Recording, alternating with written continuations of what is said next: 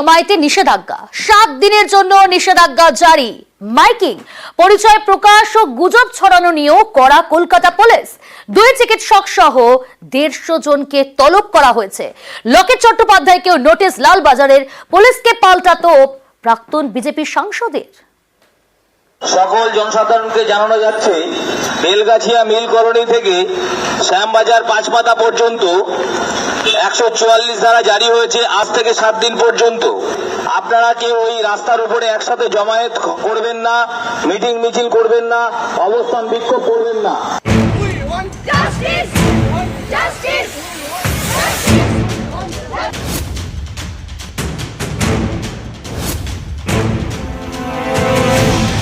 আরজি করের তরুণী চিকিৎসক খুন, ধর্ষণের অভিযোগ, এ নিয়ে তোলপাড় রাজ্য। এরই মধ্যে মাঝরাতে আরজি করে ঢুকে বহিরাগতদের তাণ্ডব।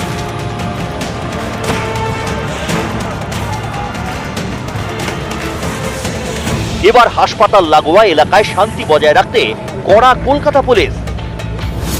এবার আরজিকর সংলগ্ন এলাকায় মিটিং মিছিল জমায়েতে জারি হলো নিষেধাজ্ঞা। সকল জনসাধারণকে জানানো যাচ্ছে, বেলগাছিয়া মিল কলোনি থেকে শ্যামবাজার পাঁচমাথা পর্যন্ত 144 ধারা জারি হয়েছে আজ থেকে 7 দিন পর্যন্ত। রবিবার থেকে আগামী 7 দিনের জন্য জারি নিষেধাজ্ঞা। নিষেধাজ্ঞার কথা বিজ্ঞপ্তি জারি করে জানিয়ে দিল কলকাতা পুলিশ। অর্থাৎ আগামী 7 দিন হাসপাতাল লাগোয়া এলাকায় 5 জনের বেশি বেআইনি জমায়েত করা যাবে না। কোন কোন এলাকায় কার্যকর হবে এই নিয়ম? বেলগাছিয়া রোড, জেকে মিত্র রোড ক্রসিং, শ্যামবাজার পাঁচমাথার মোড়। ঘটনার পর থেকেই আরজিকর নিয়ে নানা গুজব ছড়াতে শুরু করে বলে জানিয়েছে police. There are far too many rumors are floating, which have no basis. And on the basis of rumors, so-called experts are analyzing those rumors. শুক্রবার হাইকোর্ট জানিয়ে দেয়, তরুণী চিকিৎসকের নাম ও ছবি প্রকাশ করা যাবে না। এবার এসব নিয়েও কড়া কলকাতা পুলিশ। তরুণী চিকিৎসকের পরিচয় প্রকাশ ও গুজব ছড়ানোর অভিযোগ।